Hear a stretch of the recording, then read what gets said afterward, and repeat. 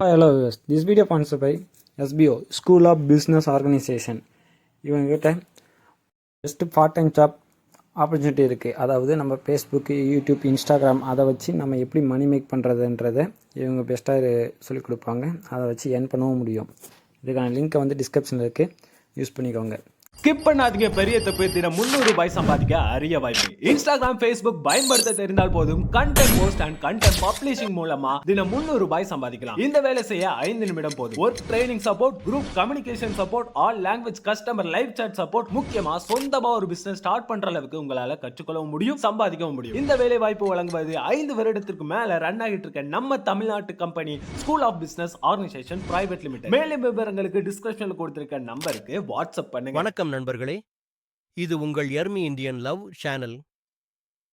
இன்றைய வீடியோவில் நம்ம நாட்டின் மிக முக்கியமான பாதுகாப்பு கோட்டையை பற்றி பேசப் போகிறோம்.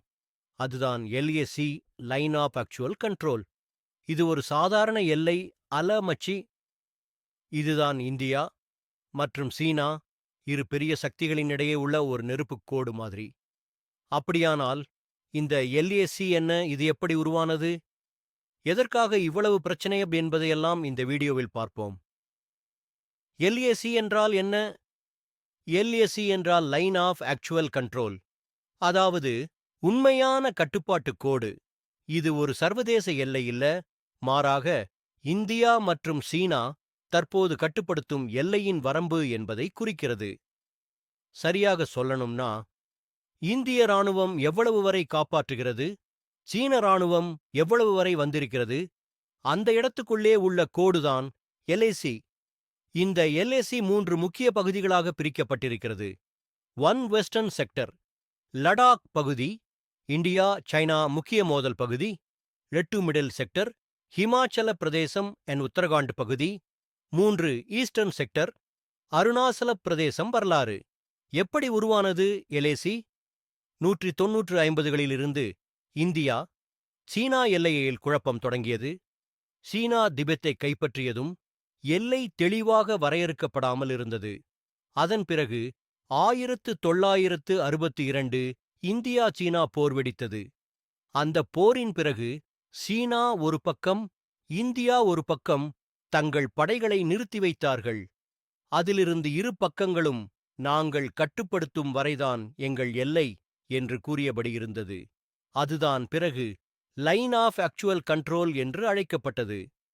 ஏன் LAC இவ்வளவு சென்சிட்டிவ்? LAC ஒரு ஒப்பந்த எல்லை இல்ல, அது ஒரு நிலையான வரைபடம் இல்லாத எல்லை. அதனால்தான் அடிக்கடி இரு நாடுகளுக்கும் இடையில் patrol clashes, face offs, tension ஆகியவை ஏற்படுகின்றன. உதாரணமாக 2020ஆம் ஆண்டில் நடந்த கால்வான் வேலி கிளாஷ், இதில் இந்தியா 20 வீரர்களை இழந்தது. அந்தச் சம்பவம் இந்தியாவை ரொம்ப ஆழமாக பாதித்தது. அதன் பிறகு இந்தியா தன் எல்லை பாதுகாப்பை பல மடங்கு அதிகரித்தது. LAC பற்றி இந்தியா, சீனா பலமுறை பேச்சுவார்த்தை நடத்தினாலும் முழுமையான தீர்வு இன்னும் கிடைக்கவில்லை. ஆனால் ஒரு விஷயம் உறுதி, இந்திய ராணுவம் எப்போதும் விழிப்பாக இருக்கிறது. நமது வீரர்கள் 40 டிகிரி செல்சியஸ் குளிரிலும் 17,000 அடி உயரத்திலும் நம்ம நாட்டை காப்பாற்றுகிறார்கள்.